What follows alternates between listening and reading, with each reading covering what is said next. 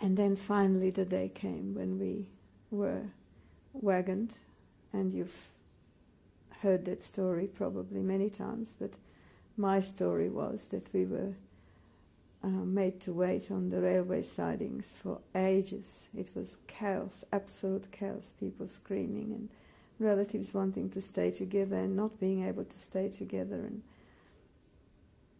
I heard someone calling my name and saw a very close friend of my parents, and I thought that was a miracle. It was a man who was on his own. His wife was not there. She had gone with the previous lot. And he was really delighted to see us, and he said, "Stay with me, I'll look after you." And my sister was overjoyed. She was very fond of him. And we were squeezed in together into the wagon and sat down, and he said, "Lean on me." We had little space, and he kept saying, "Lean on me, lean on me." And as we took off and we realized that we had a bucket that we all had to use, and privacy was something we didn't any longer have the luxury of, the journey began. There was a terrific lot of screaming and quarrelling and bickering and nastiness out of pure sheer despair. This man was wonderful. He kept telling us to lean on him and to think that with our parents. He abused the privilege with me, and I was grown up overnight. He became very tactile during the night and tried very hard to do something to me that I didn't understand. And I got very frightened. My sister was asleep, and I broke free. There was nowhere to really go, but I wound my way through the wagon to the chagrin and anger and fury of those that were there, and sat in a corner separately. I'm telling you this because it's very important to what happened later. When daybreak came, my sister realized I wasn't there, and she called me back, and I wouldn't come. And she got very, very angry with me, and she said, "You always had to be different. You always were trying to be different from me." And so it went, like sisters do, and I just couldn't go back. I had an ally in the perpetrator, because he said to my sister, "Oh, let her be. She just wants to be away from us for a while." And so we actually arrived in what turned out to be Auschwitz at separate ends of the wagon. Took forever till the doors were opened. By then the stench and the dreadful characteristics of tested human beings were at the fore, and we were really aware of the fact that we were quite ready to claw at each other. When the doors were broken open, the first call was "men out," so the man was gone, and I made my way back to my sister, who was not speaking to me. I couldn't explain. She was so much of a baby. I couldn't explain anything to her.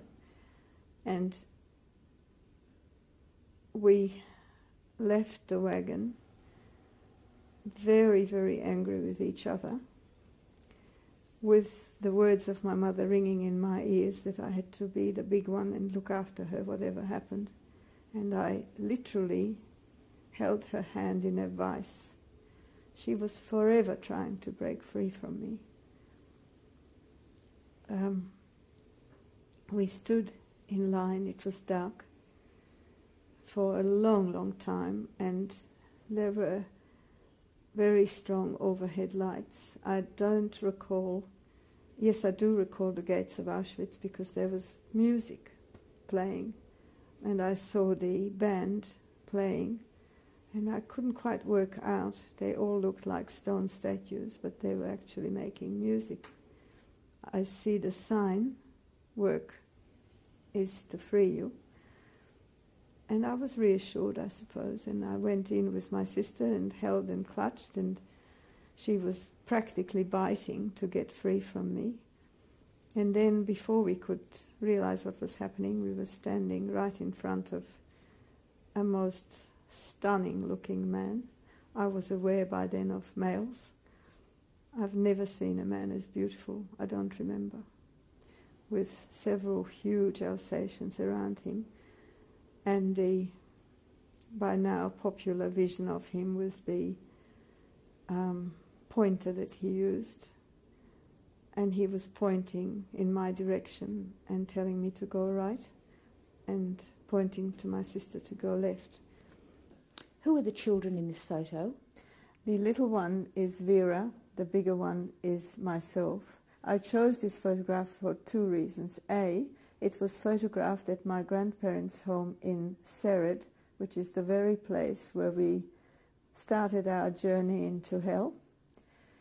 And it was a happy memory because it was around Pesach.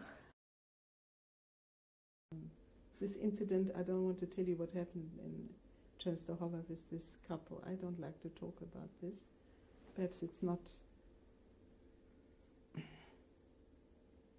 you know, this Jewish policeman who was the chief of the police, a Jewish couple in Częstochowa, you know, he suggested I should be his friend, his girlfriend, and knowing he, you know, he said he would send me to I'll be top of the list with your mother to go to the camp in Germany. So I said, well, if that must be, I will go to Germany with my mother. But I don't want to be your girlfriend. So he did send me. I really was top of the list. But I was told afterwards that they hung him upside down. Well, that is me in Sweden. Buying sport. I worked in the chocolate factory for my first wages. I was 2 weeks here. I had to have major surgery, emergency surgery. I spent 2 weeks in the hospital and 2 weeks in a convalescent home. What was the surgery? If I tell you, it was kind of bad. I was raped by my own cousin.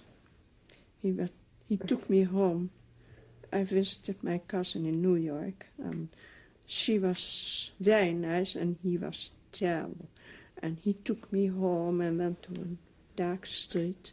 And I told him that's not the street. And he forced himself on me. So I got a kind of pregnancy outside the uterus or something. I started bleeding and had to go to the hospital and had surgery. 2 weeks in the hospital, 2 weeks in convalescent home. I ended up with $100 and I wanted to go to Santa Barbara. So when I came in Santa Barbara, I had $45 left. Because train and my luggage and everything. And Rose, let's start at the left. Who is that at the left? That is my husband. And his name was Abraham Spiro, called Bram, B-R-A-M. And on the right, that is me, Rosa de Leon. And what can you say about that picture? When was it taken? Our wedding picture, the 25th of September 1940. And where was it taken? The Hague, Holland.